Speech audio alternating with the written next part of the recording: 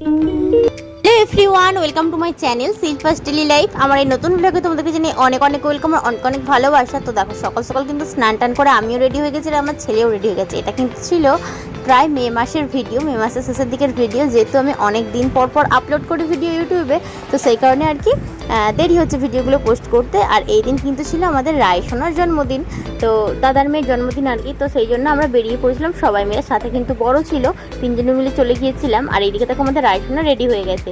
তারপরে দেখো এদিকে কিন্তু আয়োজন করা হয়ে গেছে রায়সোনার জন্মদিনের। তো দাদা দেখো প্যান্ডেলটা করেছে আমাদের যে বাড়ির বাগান রয়েছে সেইখানে, কারণ যেহেতু প্রচণ্ড গরম ছিল, রুমের মধ্যে করা সম্ভব না। আর এখানে অনেকটা হাওয়া বাতাসও পাওয়া যাচ্ছিলো আর অনেকটা স্পেসও ছিল, তো সেই কারণে দেখো এখানে রান্নাবান্না খাওয়া দাওয়া সমস্তটাই হবে। আর দুপুরের দিক করে কিন্তু আমার শ্বশুর শাশুড়ি মাও চলে এসেছিলো, আর আমার দিদি জামাইবাবু এসেছিলো, তার সাথে মাসিমাও এসেছিলো, পিসি এসেছিলো, সবাই চলে এসেছে আর কি। মানে বাড়ির সবাই আত্মীয় স্বজনদেরকে নিয়ে একটু ছোট্ট করে আয়োজন করা হয়েছিল। তো রায়সোনা এবছর 5 বছর পূর্ণ হলো, তো সেই কারণে আর কি ওর 5 বছর জন্মদিনটা একটু স্পেশালভাবে সেলিব্রেট করা হলো। এই যে দাদা দাঁড়িয়ে গেছে, ও এবার কেক কাটিং করবে। আর কেকটা তো আগে থেকে ফ্রিজে রাখা ছিল, সেই কারণে একটু ঘেটে গিয়েছিল আর কি। আর এই যে দেখতেই পাচ্ছ রায়সোনা কিন্তু বাবার সাথে কেক কাটছে। কেক কাটার পরে কিন্তু দেখো ও কিন্তু প্রথম কেকটা ওর মাকেই খাওয়াবে, মানে বাবাকে খাওয়ানোর পর কিন্তু ওর মাকেই খুঁজছিল খাওয়াবে। অ্যাকচুয়ালি বাচ্চাটা ছোটো হলেও কি হয় যে ওর ঠিক মনে থাকে, সমস্তটাই খেয়াল থাকে, কে ওখানটাতে এসে দাঁড়িয়ে আছে, কে দাঁড়িয়ে নেই, ও কিন্তু সমস্তটাই ঠিক করে নোটিস করছে, সবাইকে খুঁজছে, এরকম একটা ব্যাপার আর কি। তো এই যে ও যেন এরকমই থাকে সারা জীবন, একদম হাসি খুশি প্রাণোচ্ছল একটা মেয়ে ও। তো আর কি সারাক্ষণ আমাদেরকে আনন্দেতেই রাখে।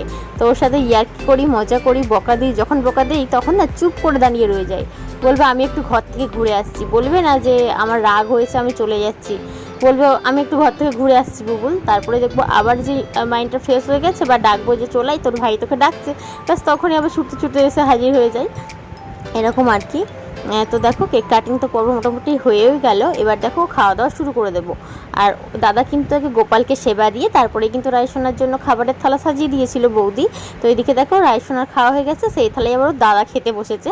তো ও তো ছোটো মানুষ, অতটা আইটেম ছিল ও খেতে পারেনি। দেখো আমাদের পাতে পড়ে গেছে এখানে ভাত, আলু ভাজা, লেবু, এখানে পড়ে গেছে পটল চিংড়ি। রান্নাগুলো কিন্তু ভীষণই ভালো হয়েছিল, আমি তো বেশ খেয়েছি। মুগ ডাল দিয়ে তো বেশ ভালোই লাগে খেতে, লেবু দিয়ে। আর এইদিকে দেখো আবার রায়সোনার পাতে আবার বসে গেছে ওর বড় পিসি, কারণ কি ও তো শেষ করতে পারেনি খাবারটা। এই যে দিদিকে আমরা একটু মজা করছিলাম দিদির সাথে। তো দেখো এরপর কিন্তু পড়ে গেছিলো মাংস, মাছ, তারপরে কিন্তু ছিল চাটনি, পাঁপড়, পায়েস, মিষ্টি, সমস্তটাই ছিল।